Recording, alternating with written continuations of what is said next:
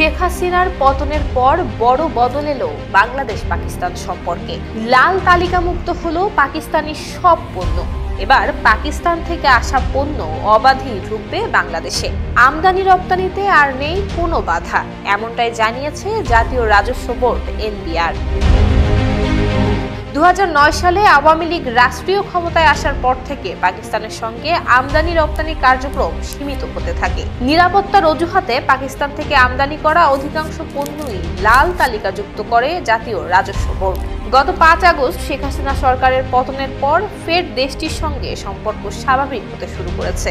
এরই পরিপ্রেক্ষিতে পাকিস্তানের অনুরোধে দেশটি থেকে আনা পণ্যগুলো লাল তালিকামুক্ত করার পদক্ষেপ নেয় অন্তর্বর্তীকালীন সরকার। পাকিস্তানের অনুরোধের পর গত 29 সেপ্টেম্বর থেকে লাল তালিকামুক্ত হয়েছে দেশটির সব ধরনের পণ্য। জাতীয় রাজস্ব বোর্ডের দ্বিতীয় সচিব মোহাম্মদ আব্দুল কাইয়ুম স্বাক্ষরিত এ সংক্রান্ত আদেশে বলা হয়েছে, যমুনা স্মার্ট রেফ্রিজারেটর, স্মার্ট লাইফে স্মার্ট রেফ্রিজারেটর। বাংলাদেশ পাকিস্তান থেকে আগত সব ধরনের পণ্য এসআইকুডা ওয়ার্ল্ড পদ্ধতির রেড লেন থেকে অবমুক্ত করা হয়েছে। শুধুমাত্র পাকিস্তানের পণ্যই এই রেড লেনে ছিল। ন্যাশনাল সিলেক্টিভিটি ক্রাইটেরিয়া পরীক্ষায় উত্তীর্ণ হওয়ায় পণ্যগুলোকে রেড লেন থেকে অবমুক্ত করা হয়েছে। এতে বলা হয়েছে, মাদকদ্রব্য সহ নিষিদ্ধ পণ্যের মতো কঠোরতা রেখে নিত্য প্রয়োজনীয় পণ্য আমদানি এবং পণ্য খালাসের ক্ষেত্রে সহজ পদ্ধতির পথে হাঁটছে এনবিআর। এতে করে দেশের উৎপাদনমুখী পণ্যের কাঁচামাল আমদানিতে কোনো রকমের জটিলতা থাকবে না।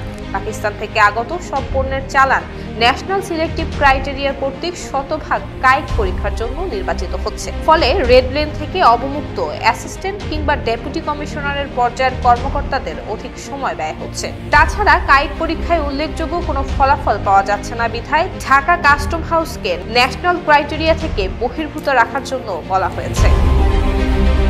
পাকিস্তান থেকে আগত সব ধরনের পণ্য চালান ন্যাশনাল ক্রাইটেরিয়া বহির্ভূত রাখার সিদ্ধান্ত গৃহীত হয়েছে।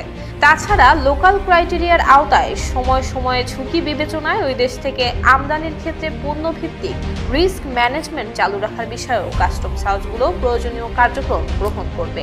গত 10 সেপ্টেম্বর অর্থ এবং বাণিজ্য উপদেষ্টা সালেহ উদ্দিন আহমেদের সঙ্গে দেখা করেন বাংলাদেশে নিযুক্ত পাকিস্তানের হাই কমিশনার সৈয়দ আহমেদ মারুফ। তিনি বাংলাদেশের সঙ্গে স্তিমিত হয়ে পড়া দ্বিপাক্ষীয় বাণিজ্যিক সম্পর্ক জোরালো করার আহ্বান জানান।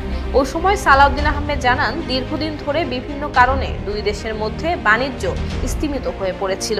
পাকিস্তান এখন আবারও বাণিজ্য শুরু করতে আগ্রহী। অন্যদিকে ব্যবসায়ীরা জানিয়েছেন, পাকিস্তান থেকে পণ্য আমদানিতে দাপ্তরিক যে জটিলতা আছে তা কেটে গেলে দেশে উৎপাদনমুখী কাঁচামাল আমদানি করা সহজ হবে। দেশে উৎপাদনমুখী পণ্যের কাঁচামাল হিসেবে পাকিস্তানের তুলো, সুতা এবং কাপড়ের বেশ চাহিদা রয়েছে। দেশটির শিশু খাদ্য, জুস, কাটলারি এবং অস্ত্রোপচারের সরঞ্জামেরও বড় বাজার রয়েছে বাংলাদেশে। জানা গেছে, বাংলাদেশের চামড়া, টেক্সটাইল এবং গার্মেন্টস খাতে পাকিস্তানের বিলিয়ন ডলারের বিনিয়োগ রয়েছে। পাকিস্তান সরকারের তথ্য মতে 2023 সালেও বাংলাদেশ থেকে পাকিস্তানে রপ্তানি হয় 6,33,00,000 বেশি পণ্য। পাকিস্তান থেকে বাংলাদেশে আমদানি হয়েছে 65,05,00,000 পণ্য।